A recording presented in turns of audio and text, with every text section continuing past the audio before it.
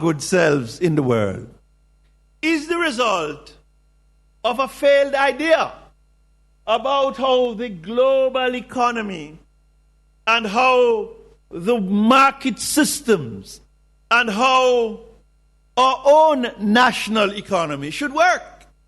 They had all of these theories that they have bandied about, that you must do it this way. And it is the limits of human judgment, of human certainty, of our thinking about how the world works. It is those limits that are being exposed nowadays. So there are no clear theory anymore as to how to get this thing working. Barack Obama and his considerable team of experts, so also Gordon Brown and Angela Merkel and all the big movers and shakers of the world have sat down the G20 and looked at the problem, and they have come away throwing up their hands in despair. There are limits. Mankind is not all powerful. The world is not going to fix itself. It is a matter of time. No. We have to start with that recognition of the limits of human capacity. The other day, they wanted to fix some things in the Middle East. And they had a thing about shock and awe. They were going to bomb them to smithereens. They were going to fix this thing once and for all. They are going to be decisive and act firmly, resolutely, and using extreme measures.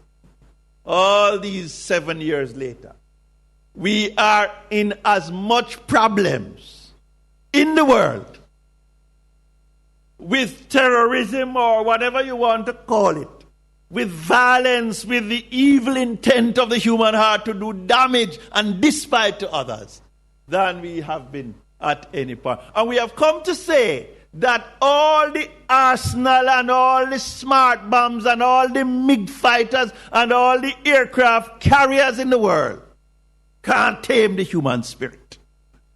Can't tame the human spirit. You know, yesterday I went on a research trip. I went to a compound town. And I hadn't myself been as aware of the significance of places like that to the history of this country as in my recent reading. But a compound town is significant because a man named Kojo, a Maroon, took on the British. And from 1690 to 1738, waged a war from this place in St. Elizabeth, place from which you can stand and see Mandeville. And this man, they said, short and looked like a bear, beat the British. They came to a compound to sign a peace treaty, 1738, 100 years before emancipation, to give the Maroons their freedom, to confirm their freedom. Something struck me when Justine was reading the scriptures.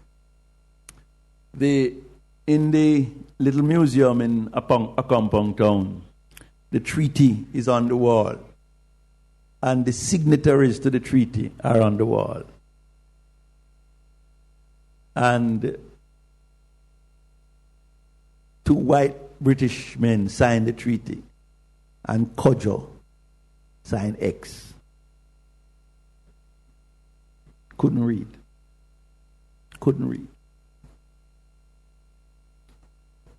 And I took away several things from it, because Ariana preached a sermon, solid sermon.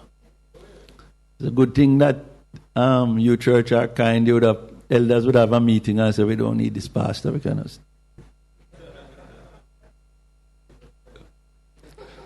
Elder room said, give us time, right?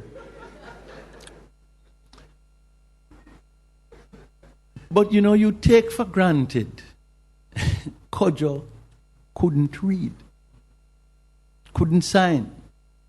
That's why item 6 on the treaty probably got through. And item 6 obliged him to return all the runaway slaves and to fight with the British to put down any rebellion. That's why he had to behead Taki and also hand over Sam Sharp to the British. But something else struck me.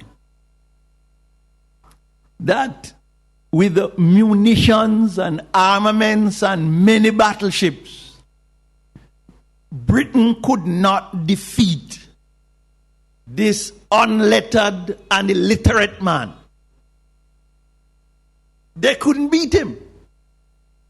The Treaty of 1738 was as much a concession of defeat as anything else. So I am really talking about limits. And then the other thing that struck me. When you went there, it struck me that the place looked like 1738. It was in a time warp. That in fact, the agricultural technique, the mores and were just as fixed as they were nearly 270 years ago. Remarkable. So I come to this subject not as an academic discussion about finitude, about the limits to our capacity, or about mortality, the limits to our lives, but to talk about an approach to facing the world and facing history and serving God. That we now know, despite the boast of science, technology, and economy, that mankind is limited. He cannot fix the problems of the world. He can't. I'm not saying he can't improve this or that. But I am saying that the more things change, the more they remain the same. There are some intractable problems. There are some intractable difficulties. There are some overwhelming obstacles against which we are no match. We are absolutely no match. But I'm equally saying that there is a way in which we understand that idea of the limits of human capacity to mean that we can do no better than what we have done. And that is not good either.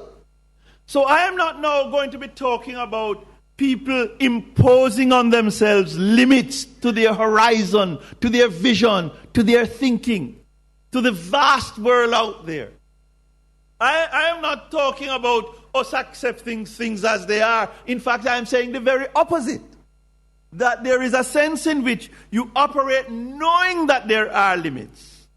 But you have to operate being willing to push the limits of your thoughts, of your interests, of your own personal capacity to overcome, to change, to create, to build what is brand new. So, in reading this text, and here is a question. Lord, when are you going to change it? Is this the time? We want to know the date. What do we plan towards? And Jesus answers by saying, there are some things you don't need to know. There are some things you will never know. There are some things you cannot know. And I want to start with that as an approach. And I want to say three things about accepting the limits to human existence.